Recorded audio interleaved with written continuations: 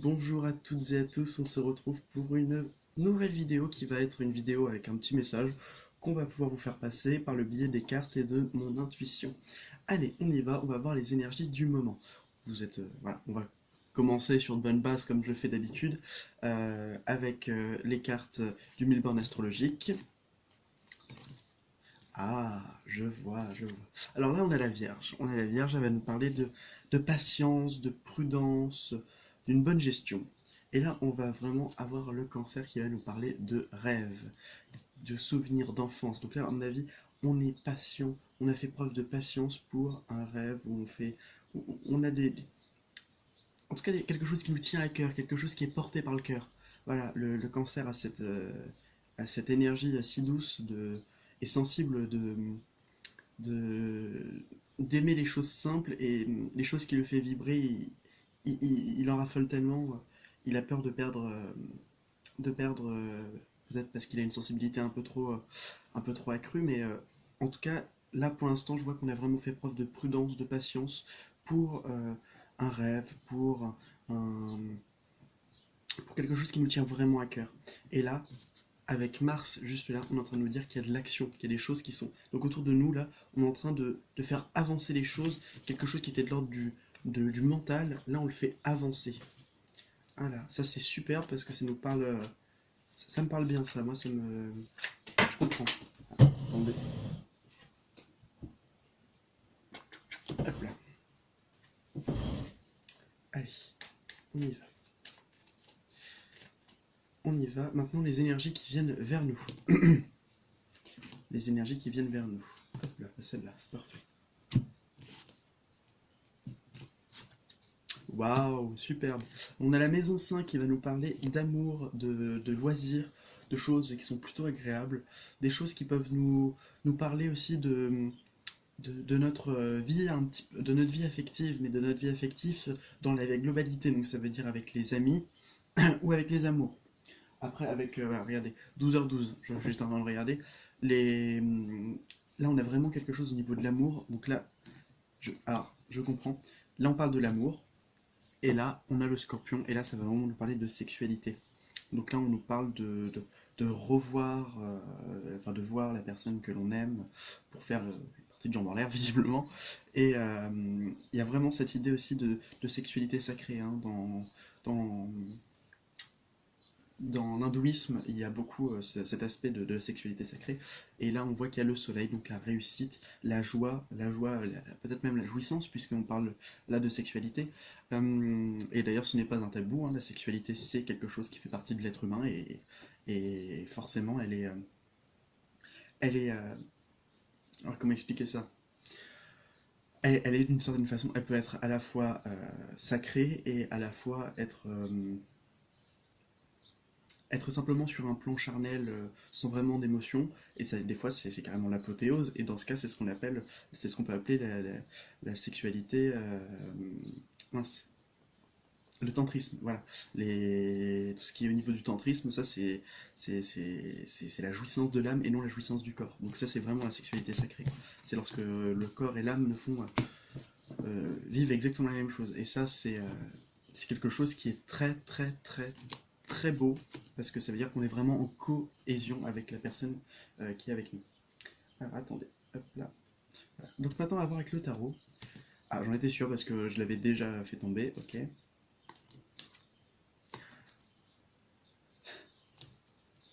Ok, je vois. Alors là, on a une carte qui est pas cool, qui s'appelle le 9 d'épée. Ça peut nous parler d'angoisse, de dépression, d'insomnie. Ouais, moi, je suis des insomnies en ce moment, enfin je dors très mal. Et donc ça explique aussi un peu ma voix, hein. Bien qu'il soit 12 heures. On est toujours là-dedans, dans cette magnifique voix.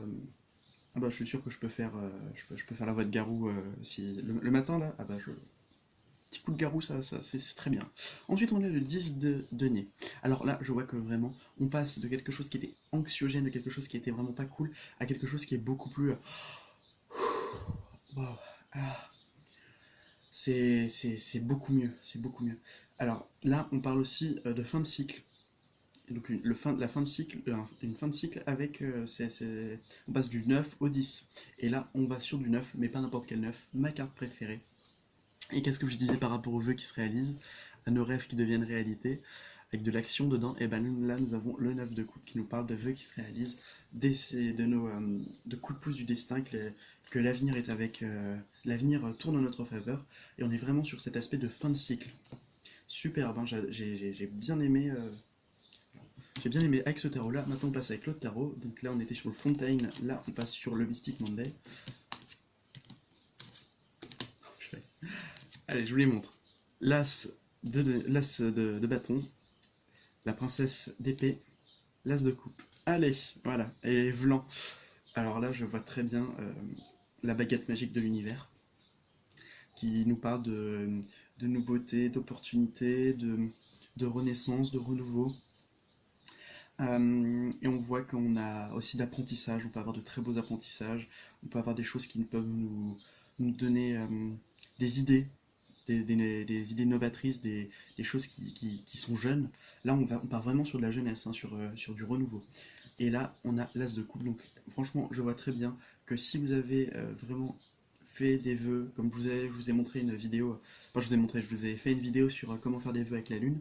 Si vous avez fait des vœux, si vous avez fait, je sais pas, quelque chose en rapport avec la loi d'attraction, par exemple, c'est très positif et on dit que ça va bientôt arriver. Et qu'on a appris beaucoup de choses. C'est méga bien. Et deux as comme ça, alors, maintenant avec le Béline, on va peut-être un petit peu être un peu plus secoué. Ah oui, on va être un peu secoué, mais ça va. Les pénates, donc là on parle vraiment de rester chez soi, d'être bien chez soi, d'être en harmonie, d'être structuré. Voilà. Ensuite on a la destinée. Alors ça, à mon avis, ça vient rejoindre le fait qu'il y a le fait que des vœux se réalisent, qu'on a de la nouveauté, des opportunités. Ça c'est vraiment, à mon avis, c'est vraiment lié à ça. Mais on a le procès qui va nous parler de dualité et peut-être de conflit. Des conflits de quel type? Ah, des conflits intérieurs. Alors, avec la beauté, à mon avis, c'est des conflits intérieurs. Des conflits intérieurs. C'est vraiment ce que je vois, hein. Mais ces conflits intérieurs, à mon avis, alors comment ça va évoluer? Ah, les présents, donc ça a plutôt bien évolué. Ah oui, c'est peut-être un cadeau. C'est peut-être un cadeau. Voilà, un cadeau pour en tirer des leçons pour l'avenir. Pour pouvoir. Ouais, ok. Donc là, on est en train de faire un travail sur nous, hein. Là, il y a un gros travail sur nous. Ensuite, avec l'oracle, les cartes divinatoires d'Algariel, nous avons l'héroïne qui nous parlera de passé et qui nous parlera de aussi, à mon avis, de cette idée de voir le passé non pas comme quelque chose qui est révolu, mais comme quelque chose qui peut nous apporter des leçons. Regardez, en fait là, à mon avis, on se détache un peu plus du passé, on est un peu plus, on va vers l'avenir, et voilà, on fait la transition entre le passé et le futur. Parce que là, on vit l'instant présent, c'est ça vraiment que je vois, on vit l'instant présent. Alors peut-être qu'il y a des difficultés, mais là on parle de difficultés, et après il y a un renouveau. Ensuite, on va prendre le Lenormand. Alors regardez, on a la cigogne qui va nous parler de nouveautés, de changements. Là, on a les nuages qui vont nous parler de doutes, mais ce sont des doutes qui sont passagers. À mon avis, c'est la 9 d'épée. Et là, on a le 5 de... le 5. L'arbre. L'arbre, pardon, excusez-moi. L'arbre qui nous parlera simplement de guérison, de guérir de ce genre d'énergies qui sont un peu nocives. Donc maintenant, avec l'oracle diva, l'oracle que j'ai fait, je regarde. Waouh. Alors là, on a vraiment... là, on a la passion du cœur. Les passions, c'est quand même... c'est les morceaux qui sont très beaux, qui sont généralement faits pour exprimer ce qu'on a sur le cœur, justement. Et là, c'est vraiment ce que je vois avec la mélopée marine, qui nous parle là de sentiments. Donc là, à mon avis, il y a des sentiments très forts. Des sentiments très forts qui peuvent... on a deux fois du rouge, hein. On a deux rouges. Là, je sens quand même qu'il y a une personne, là c'est vraiment une personne qui a des sentiments amoureux très forts pour vous. Et il y a vraiment cette passion qui peut renaître. Mais là, avec le pianissimo, on parle de lenteur, de lentement. Donc à mon avis, si vous êtes dans une relation et que vous avez l'impression que ça n'avance pas, ça avance. Il y a des sentiments, néanmoins, il faut faire preuve de patience parce que c'est quelque chose sur du long terme. Je vais regarder, c'est quelque chose qui se développe au long terme, pas forcément sur du long terme. Allez, maintenant, on va faire un petit peu, on va voir comment va évoluer la suite.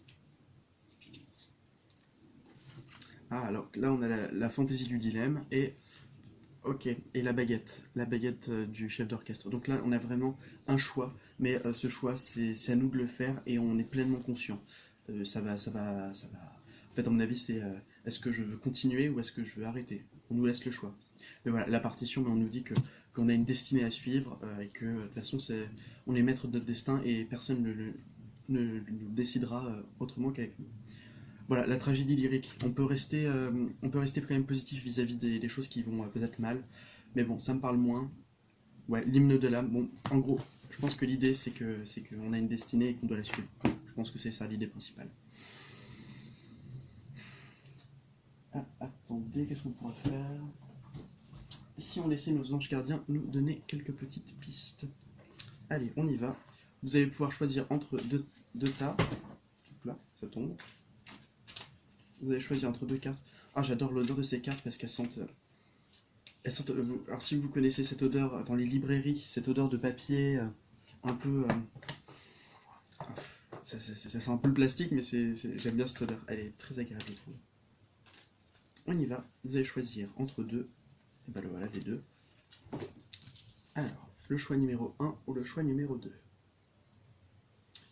Allez, on y va avec le choix numéro 1. Angel of Family. Voilà, restez proche de votre famille. Si vous avez de la famille, restez très proche d'elle parce que c'est quelque chose qui doit être assez important pour vous. Ne les laissez pas... s'ils sont dans des difficultés, ne les laissez pas. Et si vous avez un proche qui est disparu il n'y a pas si longtemps, il est en train de vous dire n'inquiète pas, je suis là. Pour le deuxième, Angel of Divine Timing, donc l'ange du timing divin. Les choses se feront comme elles devront se faire. Moi, ça me fait penser vraiment à ça.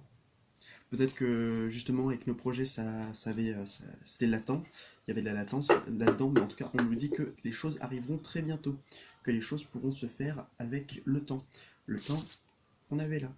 Le temps avec Pianissimo aussi, hein, lentement mais sûrement.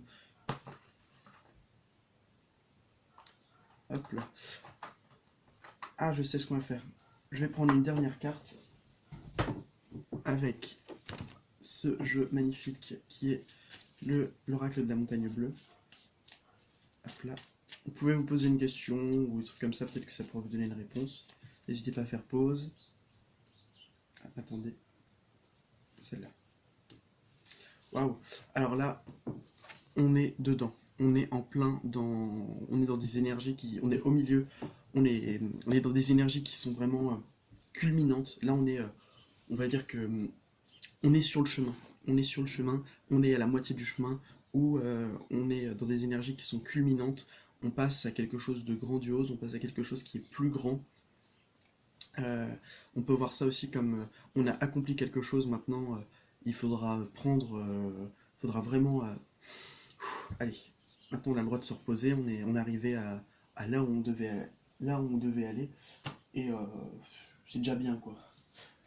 Ne vous laissez pas le fait en fait de se dire non mais je dois encore continuer. Je comprends ça, hein. Moi aussi je suis un acharné de la vie, mais c'est pas pour autant qu'il faut pas se donner du temps pour soi. Voilà. Ensuite, on va faire un peu de bibliomancie. Le plantain, que je connais mais je ne savais même pas que son nom. On a plus vite fait de chercher du plantain que d'aller chez le médecin. Un proverbe. Ah d'accord. Ah oui, allez, j'avais lu un truc par rapport au plantain, c'est qu'on s'en servait pour guérir. Les soucis du lendemain est aussi appelé épouse soleil. Or, le jardin tourne midi au safran du pauvre, ami des plates-bannes de légumes et s'épanouit de leur rapport du printemps jusqu'à l'hiver. C'est assez compliqué à comprendre, visiblement. Mais on nous parle d'une plante qui puisse guérir. Donc là, je vois vraiment qu'on est dans une guérison. À la place d'aller chez le médecin, on va aller chercher du plantain pour pouvoir guérir. Et je sens vraiment ça, une guérison. Et je dis ça alors que là, il fait 14 minutes et 14 secondes. 14 étant l'arcane majeur de la tempérance qui nous permet de guérir, justement. Allez, juste une petite carte. Et si on a la tempérance, c'est dingue. Ah non, on a les amoureux qui nous parlent de soit faire un choix, soit tout simplement aimer. Et la tempérance qui est juste là. Ah, c'est génial, j'adore. Bon, pardon si je vous ai cassé les oreilles. Ah, waouh, vous voyez ce que je veux dire? C'est pas magique. Voilà, bah, en tout cas, j'espère que cette vidéo vous aura plu, j'espère que ce message vous aura permis de comprendre certaines choses. Ah oui, je voulais dire aussi deux choses. Déjà, n'hésitez pas à vous prendre une petite bougie, rien que pour vous. Voilà. Celle-là, je vais me l'allumer bientôt, en mon honneur, parce que j'ai envie de me faire plaisir, j'ai envie de m'apporter de l'énergie à moi aussi.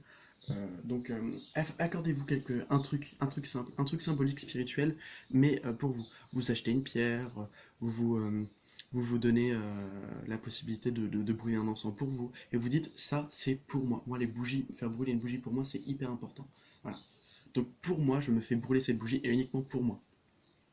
C'est un peu égoïste, mais non, on n'est jamais égoïste lorsqu'on doit se faire du bien, on doit se faire du bien parce que vu qu'on bosse et qu'on trime chaque jour, oui, on peut se faire du bien. On peut aussi libérer la parole, hein, parce que le chakra, la gorge est en train de se... Voilà. Aussi une autre chose, si vous voulez, j'ai une idée, j'ai une très bonne idée, non, j'ai une idée. J'ai une idée, c'est de vous faire une vidéo où vous allez pouvoir me poser une question dans les commentaires et je vais faire une vidéo dans laquelle je vais les répondre. Donc si vous avez envie d'avoir une réponse claire et précise, laissez-moi un message. J'aimerais savoir pour mon avenir sentimental, pour mon avenir professionnel, j'ai un procès, est-ce que ça va marcher?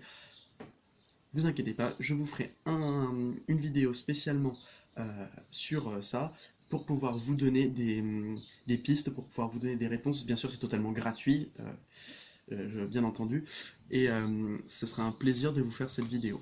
J'espère que cela vous aura plu et que vous aurez appris certaines choses. Moi, ça m'a bien parlé et je tiens à dire que, ouais, comme on l'a vu avec les cartes, gardez espoir, croyez en vos rêves parce qu'ils vont se réaliser, vous avez vu en plus, et surtout, si la vie n'est qu'un passage, semons-y des fleurs. Voilà.